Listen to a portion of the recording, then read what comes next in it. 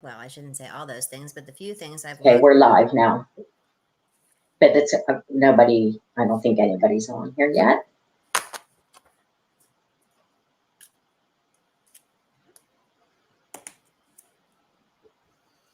I think it'll be a really good week with this lineup of speakers we have. Definitely. Yeah, it's a great time of year to do it. It feels like summer is always good for a writing conference. Yeah, there's a lot scheduled over the summer. I think if it turns out well, I'll schedule some other type of writing event that we can do. The juices flowing.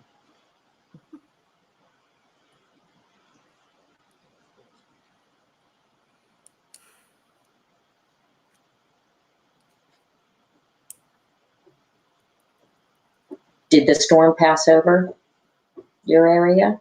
It did, and now it feels like it's coming back. I was really a little worried about that. Me too. Let's don't have a power outage. That was a big concern of mine.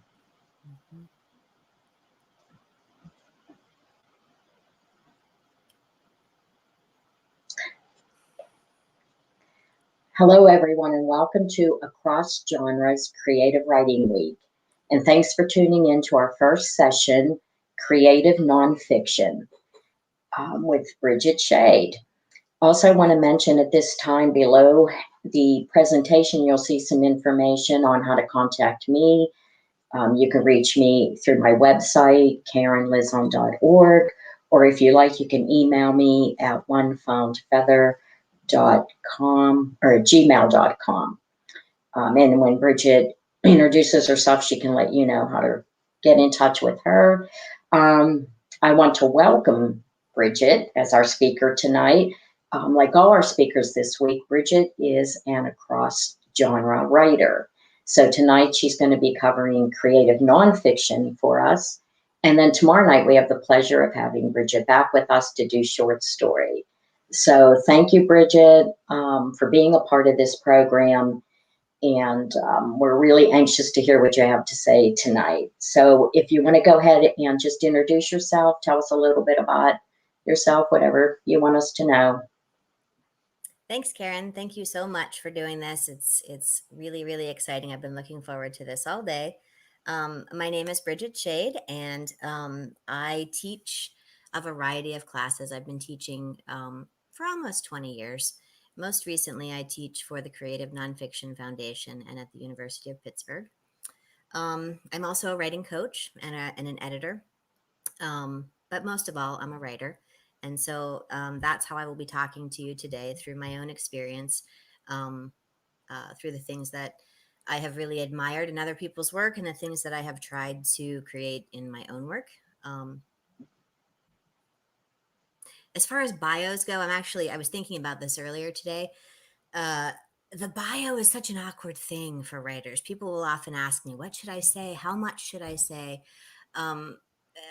And I guess it just depends on the situation. I could tell you I used to be a tap dancer and I have a tattoo, but those things are not particularly relevant to today. Probably wouldn't be particularly relevant to most jobs I would apply for.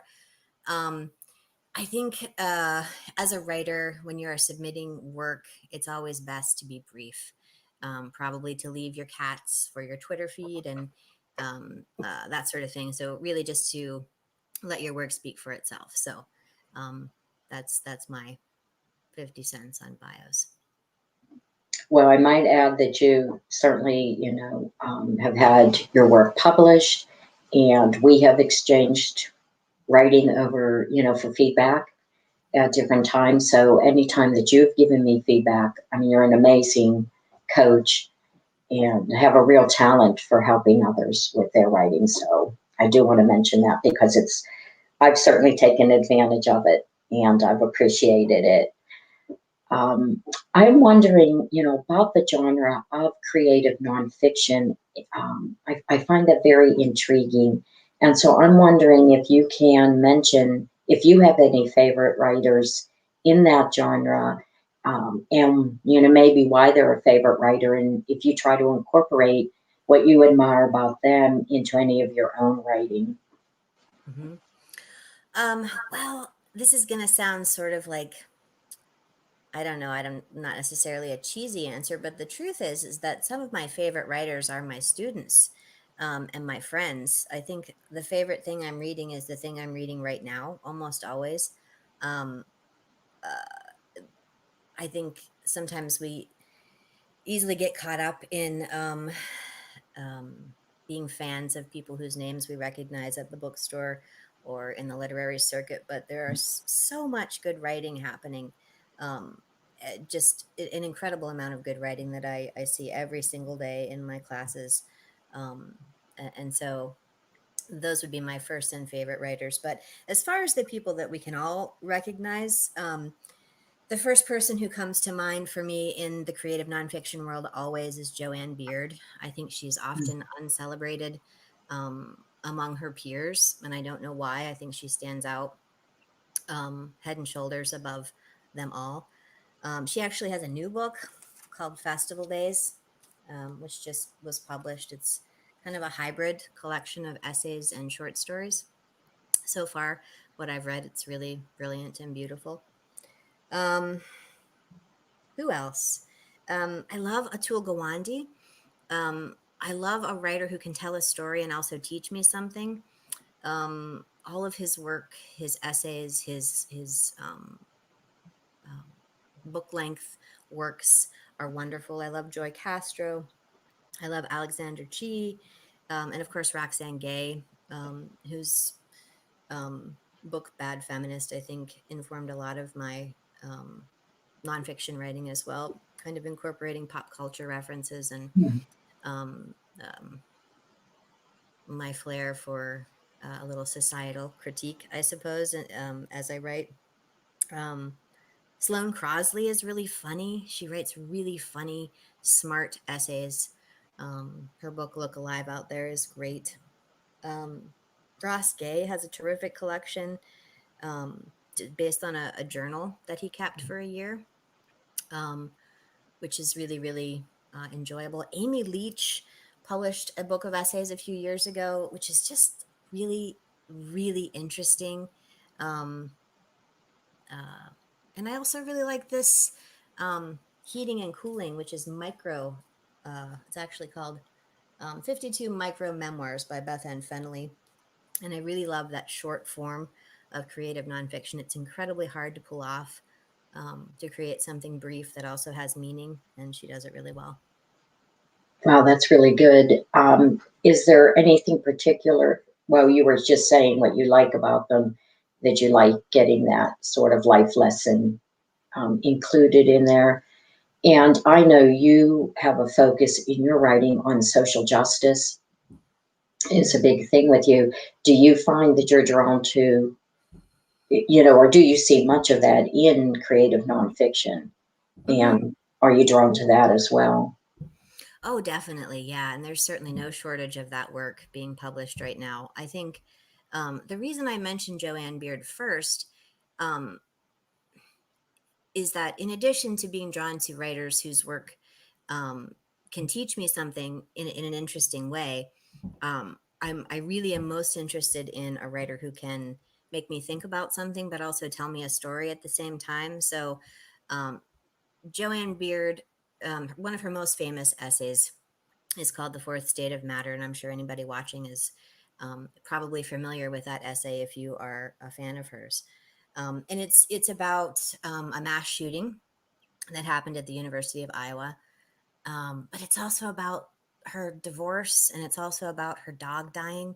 Um, and so there's all this life that happens around this horrible tragedy, uh, but there's certainly the message, there's a social justice message that comes through, but that's not the point.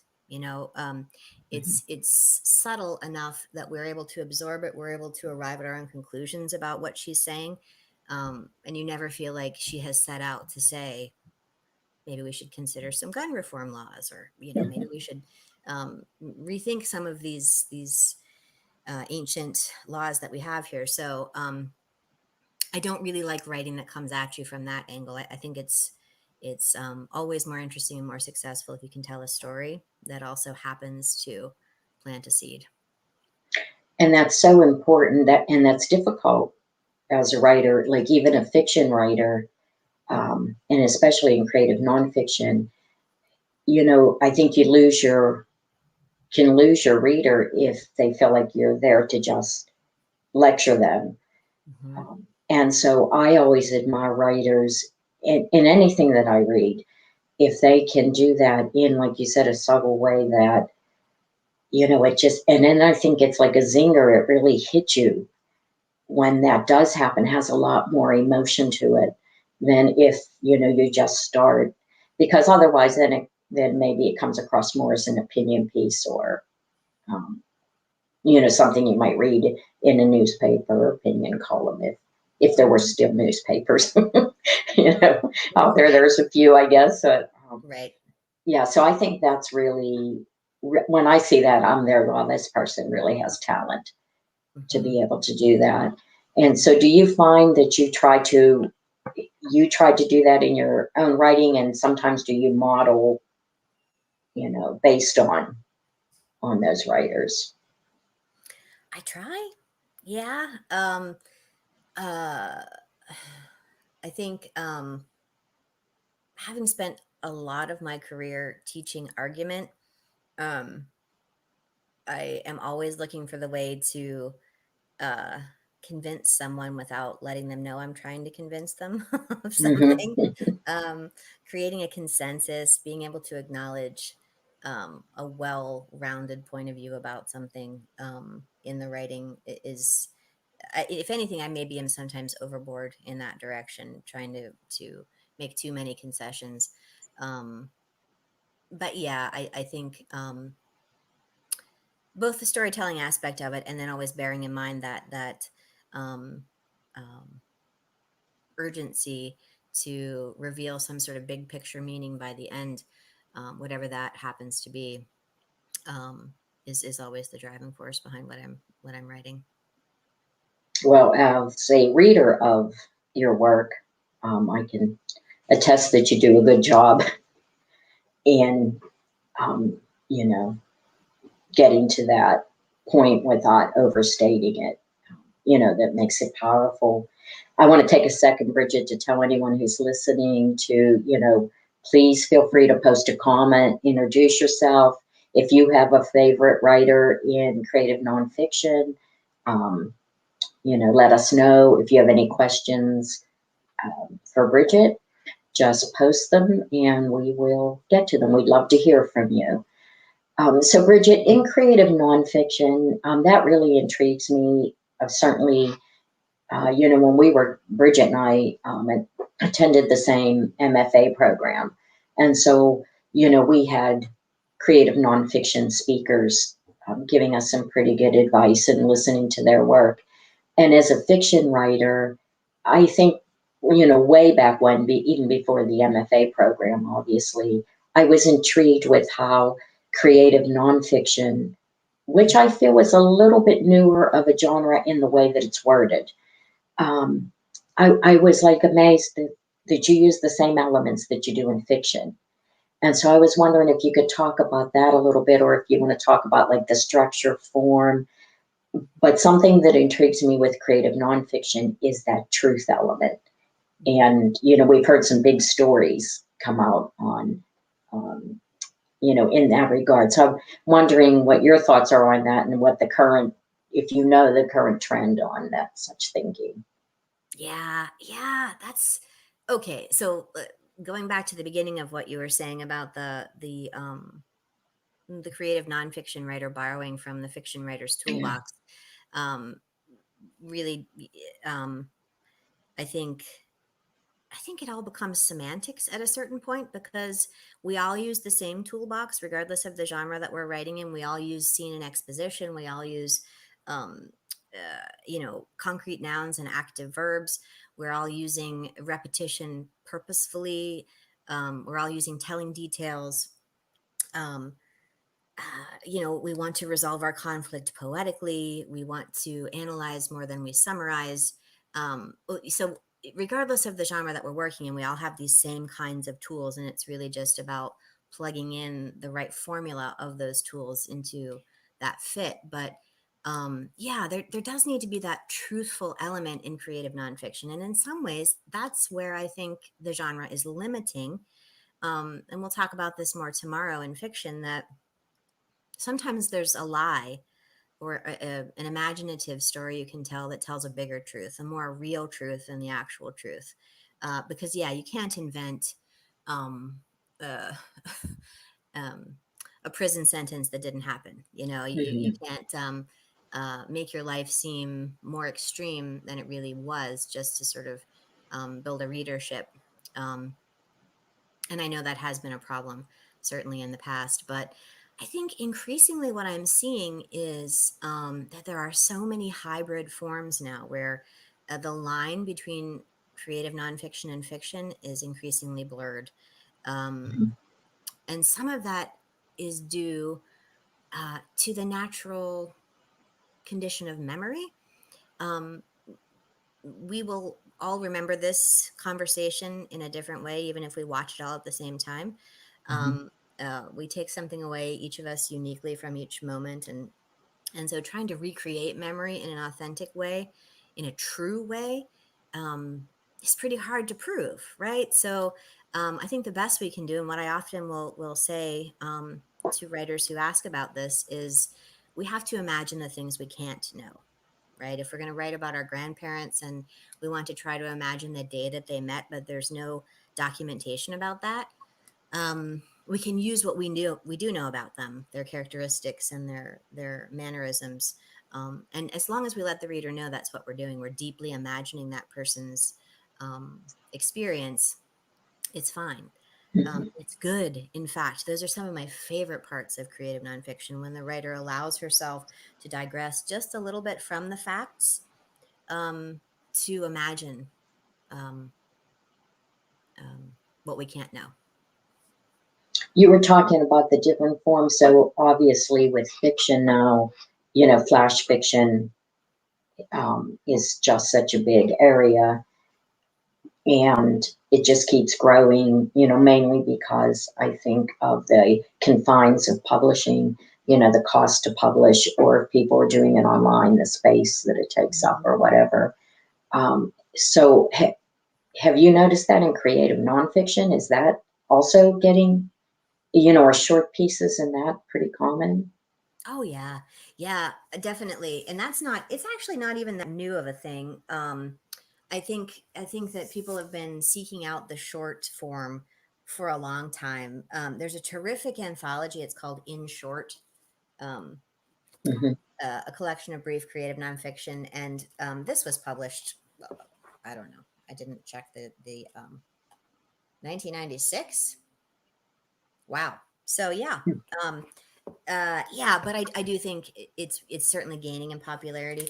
And by the way, one of my favorite essays in here is called "In Praise of the Humble Comma" by Pico Iyer.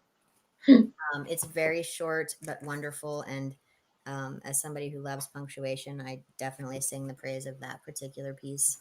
Um, I love the flash form. It's definitely uh, much more difficult to write, to create meaning in a short space, um, than it is to write in the longer form. Yeah. um, River Teeth's Beautiful Things column, for example, their word count is 250. And I mean, it's an accomplishment if you can create something really powerful in 250 words. Oh, yeah. I think that's really difficult because you Hmm. don't have the room to build. Um, I think you have to really rely on every single word. And if you're using any type of symbolism, you have to make sure that it really carries the punch for you of what you're trying to Hmm. say. Yeah. And Um, the flash form is also really similar to poetry, I think. Um, mhm. a lot of the people who come to creative nonfiction, um, the crossovers are often poets first. Right. Hmm. And I'm sure when we talk to Lorinda Lynn on Friday, she can talk a little bit about like prose poetry, which is, um, I think, sort of another way to handle some of that same, material that you want to get out there. Hmm. Um, do you have a particular writing process that you follow? For now, you write across genres that might be different for each one. And I know finding time to write these days in itself is difficult because you do a lot of writing, but in response to what you're reading as a teacher. Hmm. Um, do you have a particular process? I've certainly read all, the books about, you hear of famous writers and, their routine and some pretty funny stuff there, or do you just kind of go with the flow and then pick up whatever form wants to emerge from you, or do you kind of set out to say this is going to be a nonfiction piece, this is going to be a poem, this is going to be, a short story? Hmm. Um, yeah, I think it probably actually depends on what I'm interested in reading at the moment. Hmm. If I'm reading a lot of nonfiction, I'm much more likely to write nonfiction. Um, if I'm reading a novel, then I once again my wheels start turning about a novel, and so um, yeah, I would say I'm always influenced by what I'm reading, and I think that that's really the best thing any writer can do for themselves is to read as much as possible, to read widely, and um, but as far as like a daily writing routine, I live for the summer, for the opportunity to Hmm. have that space to do some writing, and that's a privileged position to be in, to say, well, I have a few weeks in the summer I can set aside to Hmm. write. Um, um, but during work days and long winter times, when I'm doing a lot of teaching, what I used to be able to do before everything became Zoom, was I would steal moments in the day, when my students were writing. Hmm. They were writing, and so I would be writing, and I have whole notebooks full of those stolen moments that have then emerged into short stories or essays. And I've really missed that in this Hmm. pandemic here. So I'm hopeful as we move forward and move forward into being together again in person, that those moments will present themselves again. Right. I'm wondering if you have any advice for someone that's, going to be trying to do some creative nonfiction, someone just starting out in that genre. Um, well, a lot of people I have heard from and who have been in my classes are concerned that maybe their lives haven't been exciting enough, or nothing truly terrible has Mm-hmm. happened to me, or I don't have um, you know an earthquake kind of category story to talk about. And so being able to get past those concerns, I think, are really important. Um, the writer Vivian Gornick, uh, I think, has this really incredible quote about writing and about the experience that we have in life that kind of propels us. Um, oh, I wrote it here somewhere. Okay, she says, "What happened to the writer is not what matters. What matters is the large sense that the writer is able to make of what happened." So, um, if you're standing in line at the checkout, and the man in front of you is just a really distinguished looking gentleman, and you admire his fedora hat, and you start to make all of these assumptions about who he is and what his life might have been like, and then he pulls his wallet out of his back pocket, and you see that there's a swastika burned into this wallet in the leather, and it's well worn. It's something he's had for a long time. um, and then he slides it back into his pocket, and he still has the fedora. He still looks like that distinguished gentleman, but the whole perception of him has changed. And so, being able to take notes in your mind and quickly record them when you get home about that sort of thing, that actually happened to me. I wasn't just inventing that on the fly. Wow. And it just stuck with me because I was certain that this guy was just, I don't know. the sort of guy who sat in his rocking chair and read stories, and maybe he is. Um, but none of us is one dimensional. So um, being able to make observations about your everyday life, being able to make sense of those things through the lens of retrospect, that's where we begin. Um, and actually, one of the writing prompts that I will leave you with hopefully will help you to springboard um, into something like that. Right. That was really great, Bridget. I loved how you pointed out, don't be always waiting for the big story. Mm-hmm. It's, really a lot of times it's taking in that detail of the little stories that are so meaningful and you can really build upon. And that people like, really reading about because it is, so common. It really, people have stories similar Right. and can relate to that. Um, I will read a comment to you from Edie Everett, and she says, I discovered Joanne Beard only last year and love her Boys of My Youth collection, which Mm-hmm. you probably know. Um, and she says, I have to have a deadline and a reason to write. So I'm entering writing contest. Capote wrote for money too. Yeah, she said. So yeah, writing contest, Mm-hmm. that's a good way. Anything that, you feel sort of challenged by and gives you a deadline, Mm-hmm. um, I think is a good thing. So Yes, Edie, definitely send your stuff to contests. I hope you are well. It's nice to hear she from says Bridget is a fantastic teacher, a you. perfect balance of emotion and professionalism. And so anybody that knows Bridget knows that that is true. Thank you, Edie. Thank you for your comments, Edie. We appreciate it. Bridget, I am going to ask you, we're getting near, we have a few minutes left.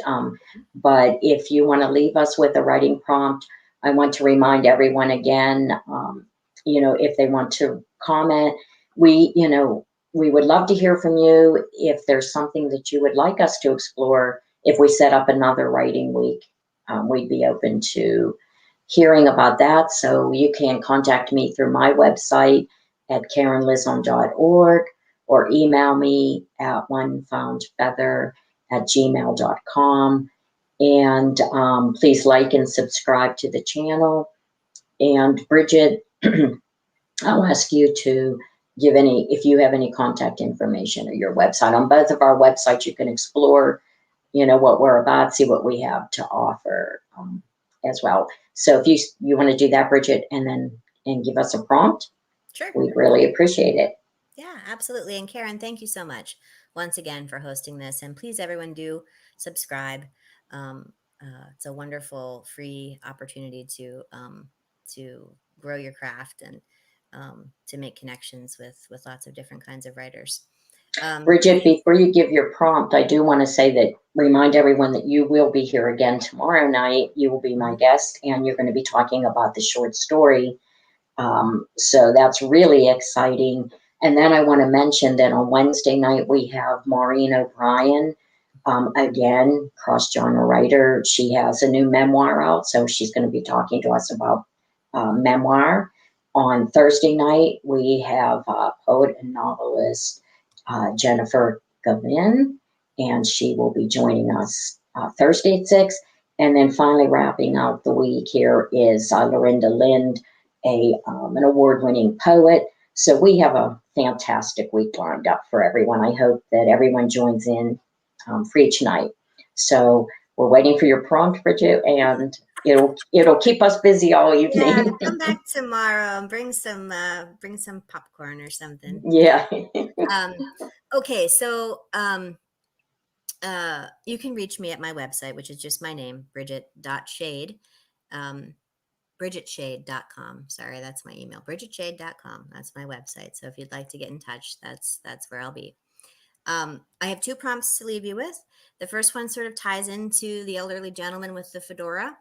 And this actually has a direct publication possibility. This is a prompt that writes to a format called off assignment.